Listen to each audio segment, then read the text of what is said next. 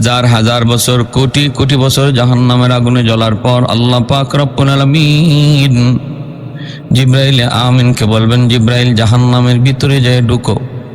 একজন মানুষ আমি আল্লাহকে ইয়া হান্নানু ইয়া মান্নানু বইলা ডাকতেছে, ইয়া হান্নানু ইয়া মান্নান কয়া ডাকতেছে।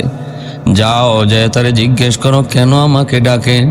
জিবরাইল আমিন জাহান্নামের ভিতরে তিনি ঢুকবেন। ঢুকে জিবরাইল দেখবেন, আওয়াজ শুনতে পান, কিন্তু মানুষ তিনি দেখেন না। মানুষের কোনো আকার আকৃতি নেই। হাজার হাজার কোটি কোটি বৎসর জাহান্নামের আগুনে জ্বলার পর ওই মানুষটার মানুষের আকৃতি নাই, কয়লার টুকরা হয়ে গেছে। নাক মুখ তার চেনা যায় না, হাত পা গুলি তার চেনা যায় না। জিবরাইল আমিন বলবে, মালিক আওয়াজ তো আমিও শুনতে পাই, কিন্তু মানুষ তো দেখি না, মানুষ তো দেখি না। আল্লাহ পাক বলবে, জিবরাইল তুমি বের হয়ে আসো। জিবরাইল আমিন তিনি বের হয়ে আসবেন। জিবরাইল আমিন জাহান্নামে ঢুকছেন, কিন্তু মানুষ দেখেন না, আওয়াজ পান। মানুষ দেখবেন কি করে? মানুষের আকৃতি নাই, কয়লার টুকরা, একটা কয়লার টুকরা হয়ে গেছে। তখন আল্লাহ বলবেন তুমি বের হয়ে আসো। আল্লাহ নিজের হাত জাহান্নামের ভিতরে ঢুকাইয়ে দেবেন, ঢুকাইয়া আল্লাহ উঠাইবেন। আবে হায়াতের পানি দিয়ে ধোয়ার পরে মানুষের আকৃতি বের হবে। তখন আল্লাহ জিজ্ঞেস করবেন কেন ডাকো? আল্লাহ শুনছি তোমার নাম রহমান, আল্লাহ একটু রহম করবা না, একটু দয়া করবা না? আল্লাহ আমার জাহান্নাম থেকে বের করে দাও, এটা বলি কেমনে, এই কথা বলবো না, আমার দরজার কিনারায় রেখে দাও। আল্লাহ তখন বলবেন ঠিক আছে যাও, দরজার কিনারায় রাখলাম। এই দরজার কিনারায় আসবে, আসার পর কিছুক্ষণ পরে আবার আল্লাহকে ডাক শুরু করবে, আল্লাহ আমারে তুমি যে জায়গায় রাখছো এই জায়গাটা দরজার কিনারা, এই জায়গা যেমন দরজার পাশ, ওই জায়গাটাও দরজার পাশ।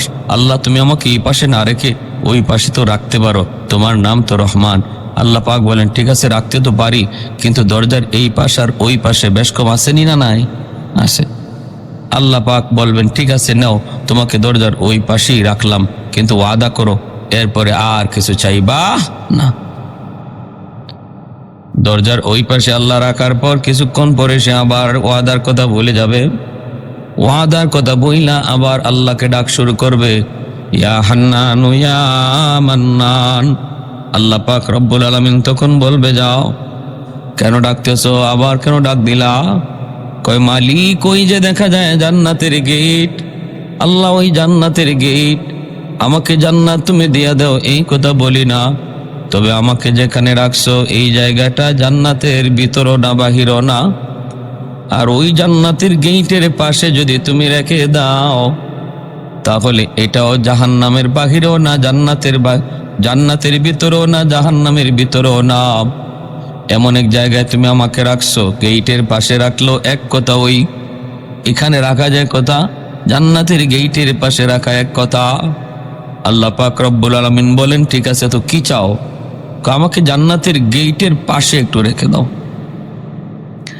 আল্লাহ পাক রব্বুল আলামিন তখনও বলবে বান্দা ওয়াদা করছিলে কিন্তু আর কিছু চাইবি না? কয় মালিক আমি তোমার দয়ার কাঙ্গাল, আমি তোমার মায়ার কাঙ্গাল। এই কথা বলার পর আল্লাহ পাকের আবারও দয়া লাগবে। রব্বুল আলামিন বলবে ঠিক আছে যাও, তোমাকে জান্নাতের গেটের পাশেই রেখে দিলাম, কিন্তু বান্দা ওয়াদা কর, ওয়াদা কর এরপরে আর কিছু চাইবি না। আল্লাহ ঠিক আছে আর কিছু চাইবো না। জান্নাতের গেটের পাশে রাখবেন। এইবার সে জান্নাতের গেটের পাশে যাইয়া সে জান্নাতের ভিতরের দৃশ্যগুলো একটু দেখতে মন চাইবে, কি আল্লাহ জান্নাতের ভিতরে রেখে দিয়েছে একটু দেখতে মন চাইবে। আল্লাহ পাকেরও ইচ্ছা আল্লাহ তারে কিছু দেখাইবে, এজন্যই জান্নাতি হাওয়া আল্লাহ পাক ছেড়ে দিবেন। এক পলকের জন্য জান্নাতের গেটটাও খুলে যাবে। এই একটা পলক শুধু জান্নাতের ভিতরে তার চোখের নজরটা পড়বে, এজন্য সে এক পলকের জন্য জান্নাতের এই আরাম আয়েশটা শুধু একটা নজর দেখছে, কারণ গেটটা আল্লাহ খুলে দিয়েছে একটা সেকেন্ড। জান্নাতি বাতে আল্লাহ পাকের মানসা তারে দেখাবে, সাথে সাথে আবার ডাক শুরু করছে। আল্লাহ আবার জিজ্ঞেস করলেন কেন ডাকো?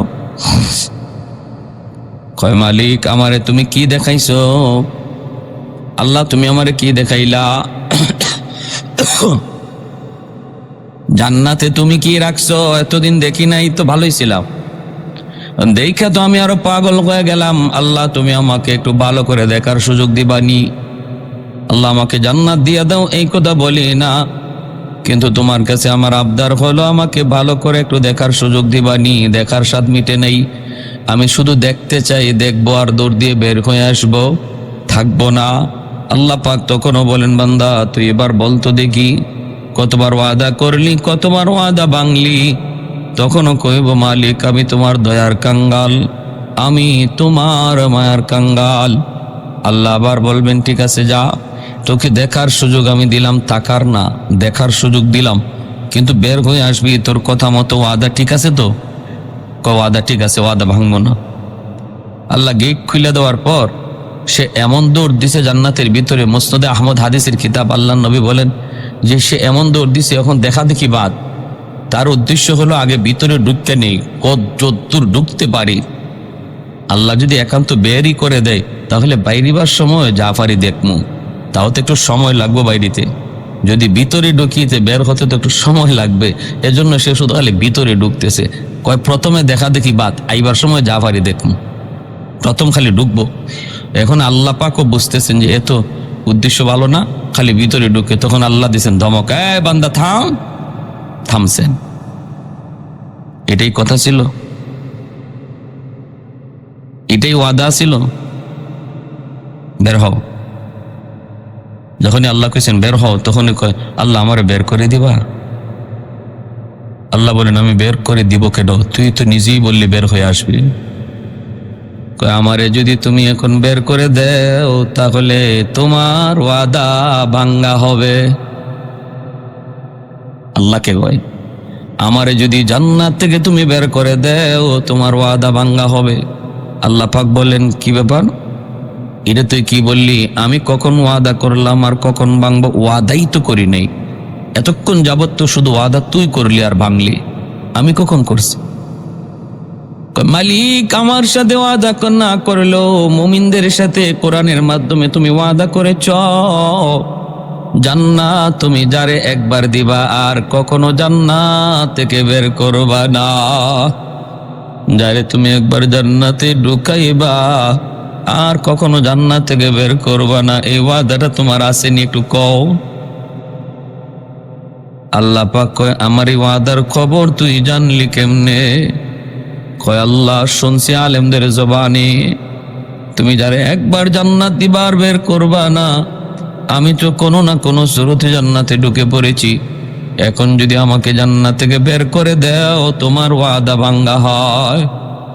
আল্লাহ পাক তখন কুদরতি মুস্কি হাসি হাসলেন, যেরকম সুবহানাল্লাহ। আল্লাহ কুদরতি মুস্কি হাসে বললেন, বান্দা তুই তো চালাকি কম করলি না, আমার ওয়াদার খবর ঠিকই জানলি, নামাজের খবর লইলি না, হালাল হারামের খবর লইলি না, কিন্তু আমার ওয়াদার খবর তুই ঠিকই জানলি। নে আমার ওয়াদা তুই জানছো, যা জানছো এটা ঠিক জানছো, আমি যারে জান্নাতে একবার ঢুকাই আর বের করি না। যেরকম সুবহানাল্লাহ।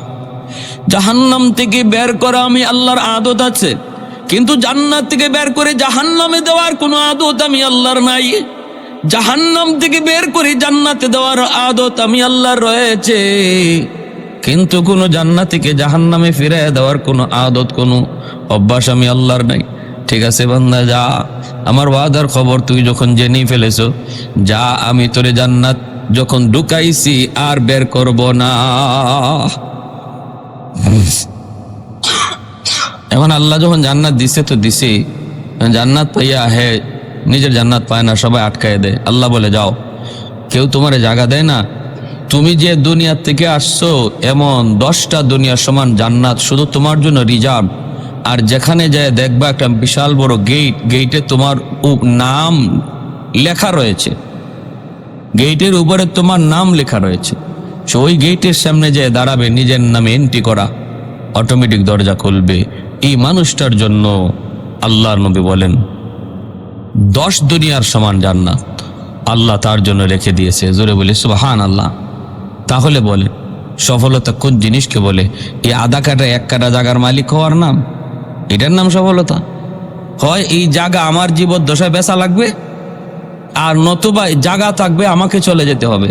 কিন্তু জান্নাতে যে 10 দুনিয়ার সমান জান্নাত আল্লাহ দিবে, এই 10 দুনিয়ার 1 ইঞ্চি জায়গাও কেউ নিবে না, আমার বিক্রিও করা লাগবে না, আর আল্লাহও বলবে না বান্দা এত বড় জান্নাত দিয়ে তুই কি করতি, তোর এখান থেকে আমি 2 কাটা দিয়া দিই আরেকজন রে, এই কথা আল্লাহ বলবে না। আর আমাকেও এমন হবে না যে আমার জান্নাত আছে কিন্তু আমি চলে গেলাম, আমি মারা গেলাম, এমন হবে না।